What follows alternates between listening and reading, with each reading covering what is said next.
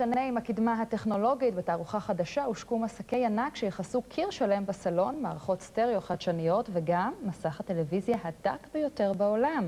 בן מיטלמן על החידושים והמחירים שלהם. תערוכת הום תיאטר מציגה את כל מוצרי האלקטרוניקה הכי משוכללים והכי חדישים בשוק. את חלק מהגאדג'טים האלו יוכלו לקנות רק אנשי האלפיון העליון. אז אם יש לכם כסף מיותר ולא מתחשק לכם לפנות מקום בסלון לרהיטים חדשים, המוצרים בתערוכה מתאימים בדיוק לכם. במקום תמונה בחדר השינה או בסלון, תוכלו לתלות על הקיר את המסך הדק בעולם. ובעובי של 1.5 אינץ' בלבד, המחיר שתשלמו עבורו עומד על 8,000 שקלים.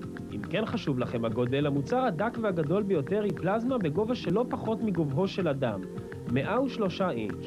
המחיר $100,000. המסקים הללו מתאימים לשידורים בפורמט HD. בסוג שידור שכזה לא תוכלו לדעת אם אתם בטבע או בסלון בבית. זה גם הזמן להיפרד מה-DVD ולפגוש את מחליפו המשוכלל, הבלו-ריי.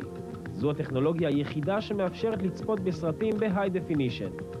מחיר מכשיר הבלו-ריי מתחיל ב-4,000 שקלים ויכול להגיע גם ל-11,000. ילדים אוהבים לגעת במסך המחשב, ובעזרת מסך המגע המשוכלל ניתן לאפשר להם את התענוג. המסך בגודל 42 אינץ', אפשר לצייר עליו ולשחק איתו. המחיר לא פחות מ-30,000 שקלים. מסך משוכלל נוסף שהושק בתערוכה בעל מסגרת מיוחדת. כל הצבעים שתראו על המרקע יצבעו גם את המסגרת, שמכילה נורות מיוחדות שחלילה לא ישעמם לכם. תוספת האווירה תעלה לעם כמעט 40,000 שקלים. להשלמת החוויה תוכלו לרכוש מערכת סטריאו עם איכות סאונד חד גבוהה ביותר. חדי השמיעה שלא מוכנים להתפשר ישלמו ביוקר, 1,200,000. במקום אייפוד אישי עם אוזניות אפשר להשמיע את המוזיקה גם לחברים. את האייפוד מחברים למכשיר הזפלין, מערכת רמקולים איכותית. מחיר התענוג כ-5,000 שקלים. מי אמר שגיל הזהב והקדמה הטכנולוגית לא הולכים יחד? סלולרי חדש שמותאם לבעלי מוגבלויות ראייה ושמיעה, מכיל לחצן מצוקה.